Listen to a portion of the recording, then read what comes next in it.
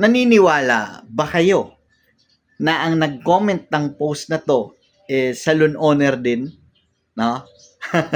Comment kayo. Yo, what's up? Good afternoon mga salon owners. Kumusta kayo diyan? Time check natin ay 2:05 na ng hapon. At ngayong araw na 'to, naisipan ko lang na i-video 'tong ganito, i-post 'tong ganito kasi nag-post ako, 'di ba, ng tungkol sa sistema, sa rules, company rules, tapos mga problema sa tauhan, tapos basta mga problema sa mga staff. Tapos meron ditong nag-comment sa akin, ang haba ng balitaktakan namin sa Facebook, no? Ang haba ng replyan namin. Sabi niya dito, mali ka. Dapat walang rules. Mas maawa pa sa inyo yung mga hairstylist. Alam nyo yung trip niya? Mali daw ako. Tingnan nyo sabi niya salon owner siya. Pero mali daw ako. Dapat wala daw akong rules. Kasi mas maawa pa daw sa akin yung mga hairstylist na mag-apply. Palagay nyo, salon owner kaya siya? palagay nyo lang, comment kayo sa tingin nyo. Pero para sa akin, hindi siya owner. Kasi, naka-focus siya, no? Natanggalan yung rules. Wala naman sigurong salon owner nagugustuhin na walang company rules. Kasi, kung meron na nga tayong company rules, magulo pa nga tayo. Magulo pa nga yung business natin, yung salon natin. Paano na lang kung wala pa tayong company rules? Is mas lalong gugulo yun.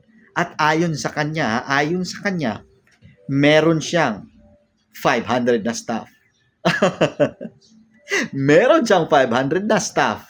At 15 branches. Yay, ang banges ni boss. 15 branches, 500 staff, tapos wala kang company rules? Ewan ko. Di ko masabi. Pero palagay nyo mga salon owners, siya ba isang salon owner o isang staff din? No? Kasi, basta magulo talaga. At eto pa, no? Eto pa yung nakakatawang parte, no? Tanggalin ko daw yung company rules. Baka maawa daw yung mga staff hairstylist sa akin at mag-apply sa akin. What? What?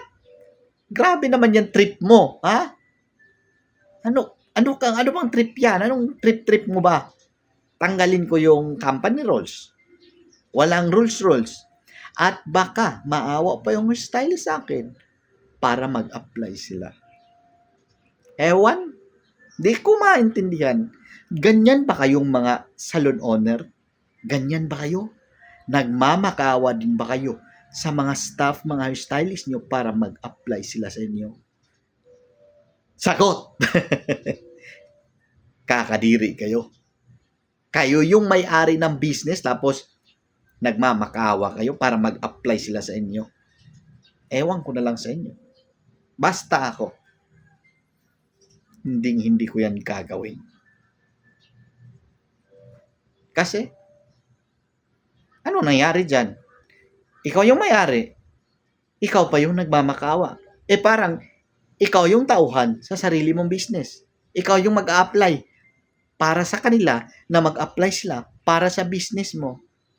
Ang gulo, no? Ayun lang kasi ang haba ng mga balitaktakan namin, palitan ng comments, no, at ng reply. Kaya di ko rin masabi kung salon owner siya or isa siyang hairstylist, no. Marami nga nagsasabi sa akin, no, nagagalit. Bakit daw ako nagva-vlog? Bakit daw ako nag-share ng aking kwento? Bakit daw ako nagbabahagi ng aking tips or technique, no, sa mga salon owner? Nagmamayabang ba daw ako? Nagpapasikat ba daw ako? Pero ito lang ang masasabi ko. Naniniwala kasi ako na dalawang klase ang tao sa mundo. Isang abusado at isang owner na nagpapaabuso. Kaya kadalasan, karamihan sa atin, naaabuso dahil masyadong mabait yung owner. Yung salon owner, mabait. Hindi ko sinasabi na maging masama tayo. Ang sinasabi ko, maging mabuti tayo. At magkaiba yun sa mabait. Ang mabait, madalas, naaabuso. Kaya, dapat maging mabuti tayo. At magkaiba yun ha, ang mabait at mabuti. At syempre, naniniwala ko na responsibilidad mo bilang owner na maprotektahan ang iyong negosyo. Kasi walang ibang tutulong sa iyo kundi ikaw lang mismo. Galingan mo, salon owner.